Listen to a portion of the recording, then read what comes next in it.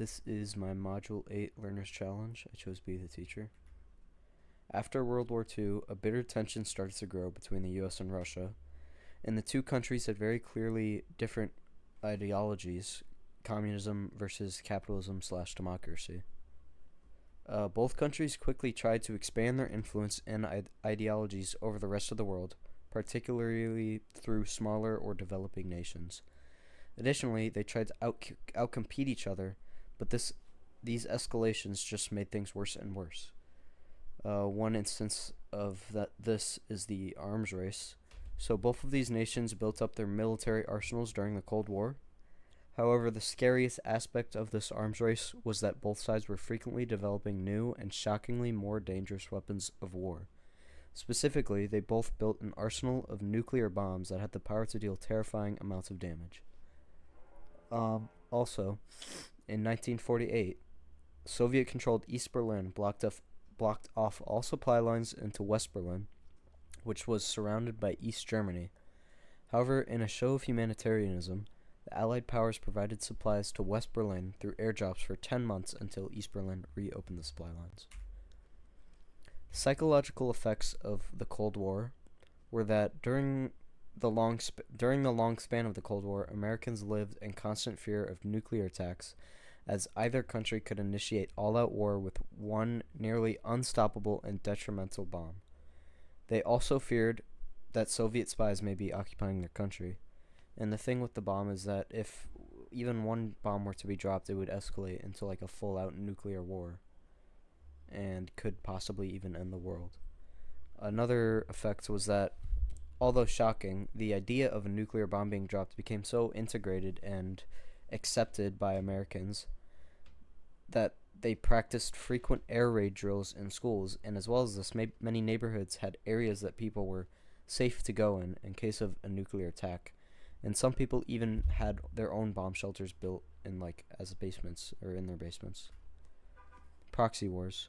So while there was not necessarily any direct wars between the Soviet Union and the US, many wars called proxy wars involved US and Soviet interaction in an attempt to try and spread ideologies or to stop the spread.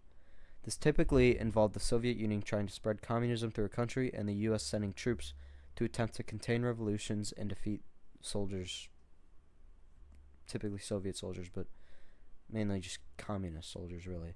So one of these wars was the Vietnam War, and when Vietnam was split into a communist North and a capitalist South, the U.S. decided to support the South with soldiers and supplies, but this escalated into a war, with the U.S. fighting with the South against the Soviet/China-backed North Vietnam.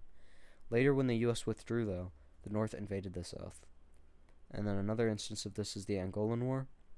So the MPLA, a Marxist-Leninist group, had gained power in Angola after they gained independence from Portugal. This group was backed by the Soviet Union and Cuba, but was opposed by UNITA, another group in Angola. And when civil war broke out in Angola, the U.S. sent military aid to UNITA, and eventually the Soviet Union dissolved, and when the Soviet Union dissolved and communism fell in the Eastern Bloc, Angola still fought on until 2002.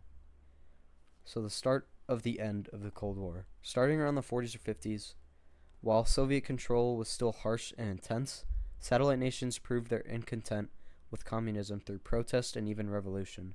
This movement grew more common and stronger as time went on. So the Hungarian Revolution of 1956 was a failed attempt of the Hungarian people to overthrow their communist government. Thousands were killed, and even more were thrown in prison by the Soviet Union.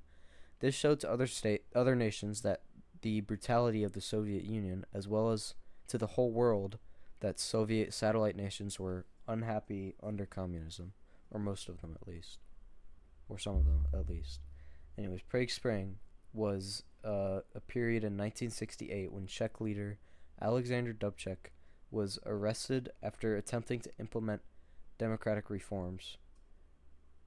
This gave the citizens of the Soviet nation a morsel of hope that they could be giving more freedom while under communism, or even just to be rid of communism altogether. End of the Cold War/Soviet Union. Various events near the end of the Cold War displayed the Soviet Union's loosening grip on its people and countries, and revolutions started to swell among the Eastern Bloc. So Soviet reforms, the leader of the Soviet Union, Mikhail Gorbachev, implemented two important reforms called Glasnost and Perestroika, which dealt with freedom of speech and access to information and a capitalist economic approach, respectively.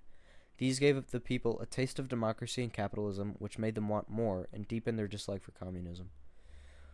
One of the first protests of communism, well, not one of the first, but one of the first super important ones came from the Polish Solidarity movement, a trade union that advocated for better working conditions. And another one was in 1989 when Czechoslovakians nonviolently overtook the communist government in the Velvet Revolution, returning it to capitalism and democracy. And then one more was the Romanian Revolution, which was more violent, but they overthrew the government. Thousands died, but they returned back to democracy. And the Soviet Union falls. One of the most symbolic actions of the anti-communist movement was the fall of the Berlin Wall, followed by the reunification of Germany. 2 years after this, Gorbachev resigned and the Soviet Union dissolved. Globalization. The 1900s saw a large increase in the amount of independent nations, mainly through decolonization. Today, though one may not realize, the nations of the world are all very connected with each other, much more than they used to be. How did this happen? One main reason is technology. So first of all, the internet. Possibly the most important aspect of modern life, the internet allows connection between every individual on Earth, most individuals on Earth, unless you don't have access to the internet, as well as connection between leaders of nations. This ability to quickly communicate with someone on the other side of the globe speeds up many processes extremely. And then also transportation. Planes and boats are used virtually everywhere now and have been integrated into daily life for many. Advancements in transportation allow for fast, efficient, and cheap modes of transportation, specifically for transporting goods. People, yes, but it's specifically useful for trade. Cultural diffusion is the process of various aspects of cultures being borrowed throughout and between other cultures. Introducing a brand, style, media, and many other things to a culture exposes them to foreign cultures, and in a way it connects the nations involved. It encourages actions between cultures and shares unique experiences that may be adopted. International organizations. Multiple countries may join together in one organization in order to strengthen economies or tackle certain issues or problems. So trading blocs are connections between countries typically close in geography that stimulate their economies by lowering tariffs on trade in these countries. They make it easier to produce and buy goods at lower prices, and some examples include the USMCA, the EU, and the African Union. And then some other international groups are the WTO, the World Trade Organization, which regulates free trade agreements between countries to lower tariffs on trade, and they also settle trade disputes. I meant to put a parentheses right there. GATT, which is the General Agreement on Tariffs and Trade, pushes for the reduction of trade barriers, including tariffs, and members enjoy lower tariffs on exchange of goods. Then also the World Bank. The World Bank helps developing countries end poverty and hunger through loans. Thank you for watching.